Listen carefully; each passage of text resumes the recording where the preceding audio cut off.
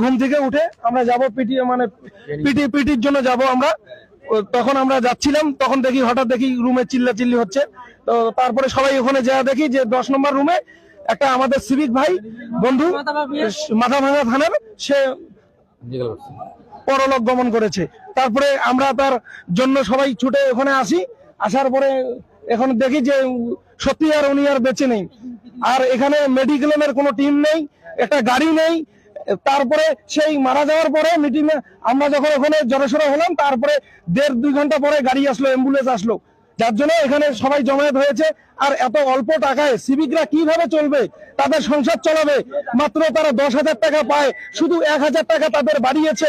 এই যে অর্থ বাজেট হয়েছে এই কয়েকদিন হলো, 5 তারিখে আমাদের জন্য 1,000 টাকা বাজেটে 1,000 টাকা উনি বাড়িয়েছে। তাহলে 1,000 টাকায় আমরা কিভাবে চলবো? ফ্যামিলি কি খাবে, আমরা কি খাবো? 1,000 টাকায় চলা যাবে? মাত্র এখন 10,000 আগে পেতাম, এখন আমরা 1,000 টাকা পাচ্ছি বাড়তি। পাই নাই, তবে এপ্রিল কবে থেকে দেবে? এপ্রিল থেকে আমাদের কার্যকর হবে 1,000 টাকা। তাহলে 11,000 টাকা দিয়ে আমরা কিভাবে চলবো? আমাদের সংসার কিভাবে চলবে? আর বাড়িতে আমাদের মা বাবা আছে, ঘর সংসার আছে, ফেলে ধুয়ে আমরা এখানে আসি ট্রেনিং এ। তারপরে আসে আমাদের নানান কাজের মধ্যে এখানে মানসিক চিন্তা ভাবনা নিয়ে আসতে হয়। বাড়িতে কিভাবে চলবে, এখানে আমরা কিভাবে চলবো? যার জন্য আজকে এমন পরিস্থিতির টানাবানায় আমরা এখানে এসে পড়ে আছি। মানসিক চাপ, টাকার আজকে ছেলেটা মারা গেল কেন? মানসিক চাপ, টাকার টেনশন। একদিন পর একদিন নাইট ডিউটি, এই মানসিক চাপ, রেলো ডিউটি কি করবে এই টাকায়? সামান্য টাকায়।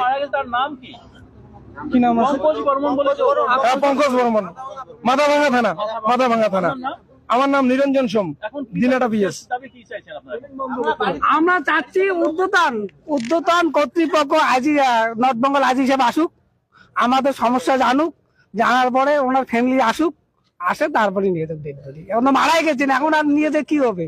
আসতে দেন না ওনার ফ্যামিলিকে। নর্থ বেঙ্গল আইজি সাহেব আসুন, আমাদের কথা শুনুন, পরিস্থিতি দেখুন, দেখার পরে নিয়ে যাবে। আপনার নাম দাদা? আমার নাম স্বপন কুমার বর্মন, সিদ্ধই পিএস। সবাই একটা জীবন্ত লাশ। আমরা এই 13 বছর থেকে আমাদেরকে নিয়ে সিনেমিনি খেলা হচ্ছে সরকারের।